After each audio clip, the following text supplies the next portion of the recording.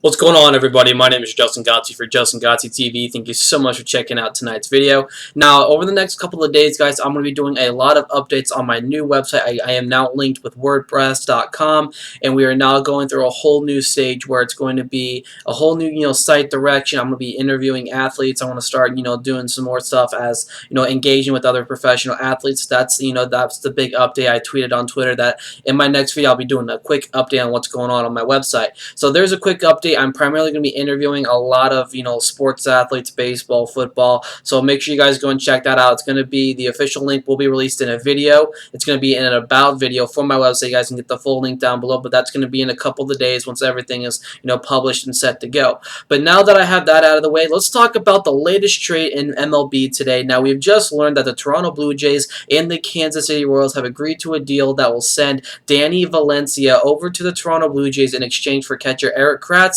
and relief pitcher Hendriks. Now, this is a very interesting move here by the Toronto Blue Jays. When you really look at, when this team is very healthy, over at third base, you had former LA Angels third baseman Mycerius Turris, but he has landed himself on, he could likely end the season. He's placed on the 60-day DL. He could likely miss the rest of the season, and they've been primarily been going with, Kawasaki, who is a former, shortstop. He can play multiple positions, so he's very versatile when it comes to playing in the entire infield. They've been using him, primarily over at third base. Over at first base, most recently, Edwin Encarnacion was placed on the 15-day disabled list, and taking his spot was Dan Johnson. You can also look at, looking at split time here with Juan Francisco, a former Cincinnati Reds prospect. But this is a move where it's really going to be very interesting. Is Danny Velencia, we all know about what happened, during the whole, steroid allegations. Danny Valencia's name was a part of it, and, myself and a bunch of other people, have been very critical on Danny Velencia. But ever since then, Danny Velencia has been having, he had that title, coming up through the Minnesota Twins farm system as being one of the next, top prospects going forward. But since his name was part of that whole, steroid allegations and, so on and so forth, Valencia has not, produced a whole lot. He's been quietly, been a bench piece for a number of teams, whether it's with the Baltimore Orioles.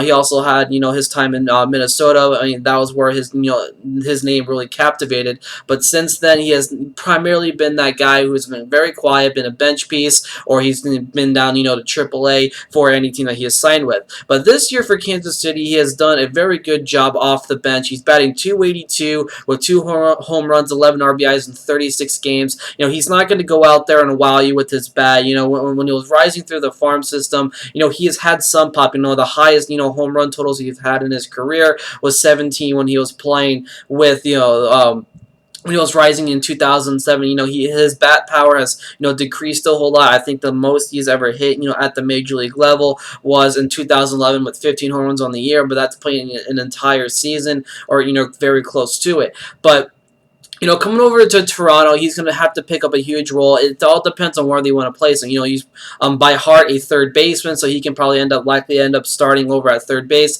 having Kawasaki end up, being a bench piece. You also got to look at first base, which is more important and where do you want to place Valencia. He's a much shorter, he's not as, tall and husky as, most notable first basemen are in Major League Baseball.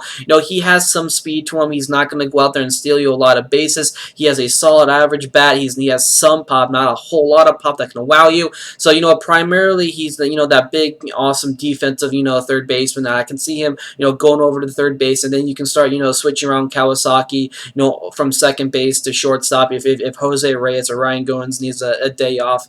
Kawasaki will also do that, and he can also be used for pinch runner, but I can see Danny Valencia likely going over to third base, and Dan Johnson and Juan Francisco having, a split time as, Edwin Encarnacion could get back into the swing of things. So, like I said, in return, the Kansas City Royals are getting, 2 players, Hendriks and Erik Kratz.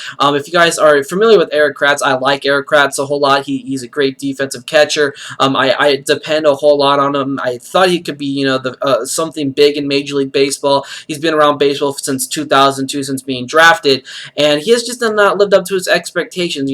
Personally, I've been a fan of him, from his days in Philadelphia. He was traded as a part of that Brad Lincoln deal. He's coming over to Toronto where it's, he's not gonna make that big of an impact to the team. The same thing for Liam Hendriks. I think this is going to be like one of those deals where it's just going to be, the Toronto Blue Jays needed to land something, and they really needed someone to come in because they're not going to have Myceres Turris. They're not going to have Encarnacion until he gets activated off the 15-day DL. They really need to add depth. But the Kansas City Royals do add depth when it comes to who they got in return. The bullpen is already stacked in Kansas City, like they don't need another relief pitcher. Liam Hendriks could possibly end up go down to AAA Omaha.